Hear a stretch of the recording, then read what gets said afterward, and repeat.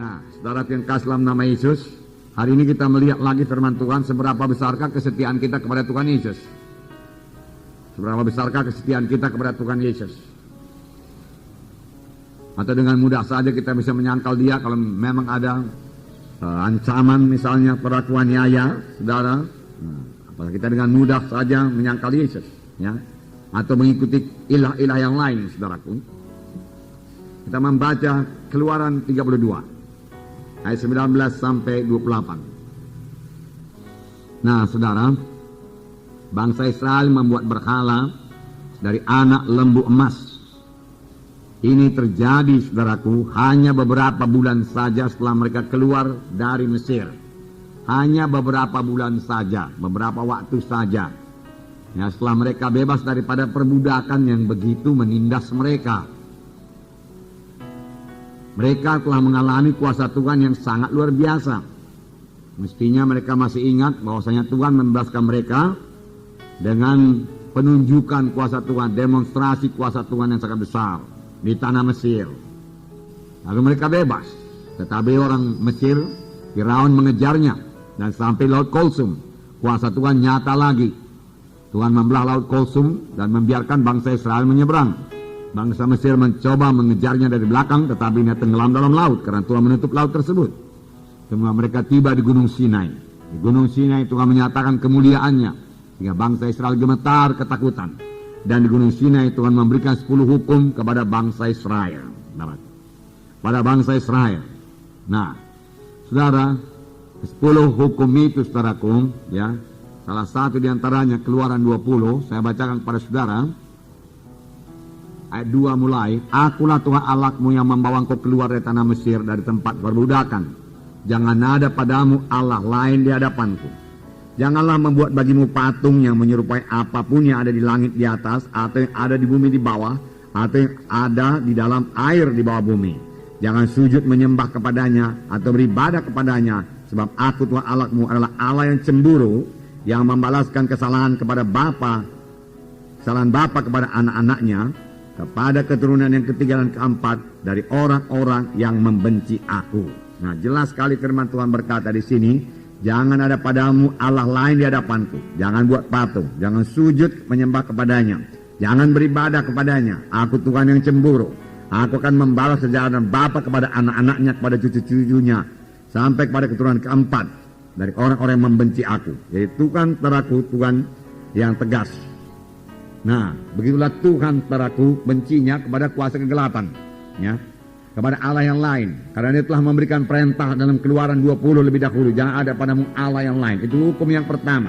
Jangan ada padamu berhala yang lain, jangan ada sembah-sembahan yang lain, jangan ada percaya yang lain.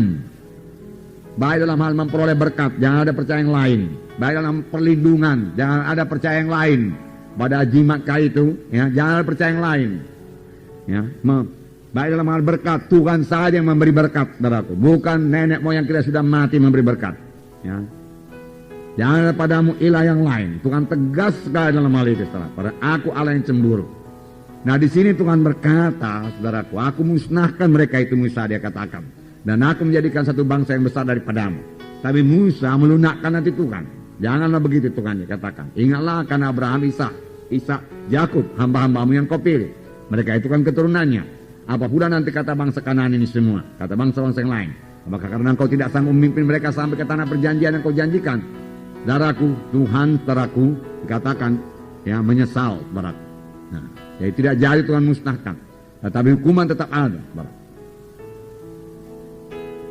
Hanya karena Musa sajalah bangsa Israel masih disertai Tuhan. Pada waktu itu Tuhan sudah berkata, aku tidak menyertai kamu lagi. Aku memang tidak memusnahkan mereka, tapi aku tidak menyertai kamu lagi. Aku menyuruh seorang malaikatku berjalan di hadapanmu, dan malaikat itu akan mengalahkan, dia katakan, segala suku-suku bangsa di tanah Kanaan. Jadi satu malaikat pun bisa mengalahkan segala suku-suku bangsa di tanah Kanaan. Luar biasa kuasa malaikat. Amin, saudara. Apalagi kuasa Tuhan. Tetapi Musa berkata, kalau engkau tidak beserta dengan kami, lebih baik kami tidak berangkat. Musa berkata. Dan Tuhan berkata, baiklah. Tapi pada hari pembalasan aku membalaskannya kepada mereka itu. Oleh sebab itu, saudaraku, kita hati-hati sekali, saudaraku, dengan terlibat dalam adat-adat kegelapan ini. Amin, saudara.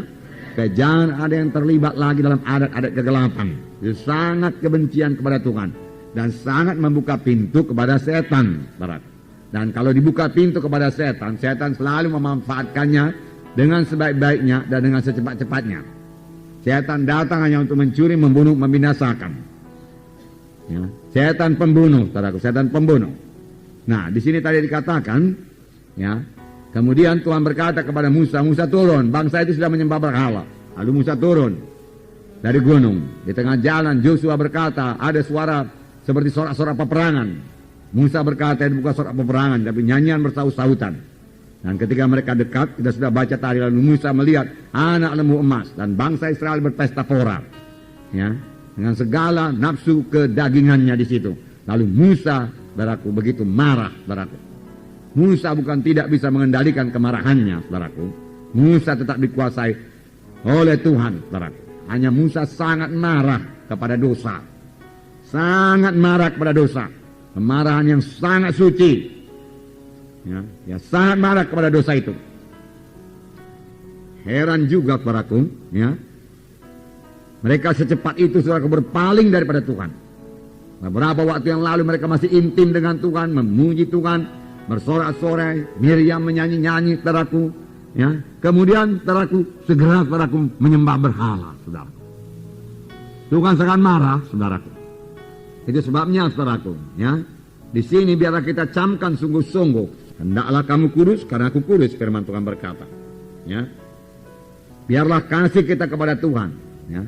Kasih kita kepada kehendaknya, kasih kita kepada firman-Nya, kasih kita kepada kesuciannya, kepada kebenarannya, saudaraku, jauh melebihi kasih kita kepada saudara-saudara kita.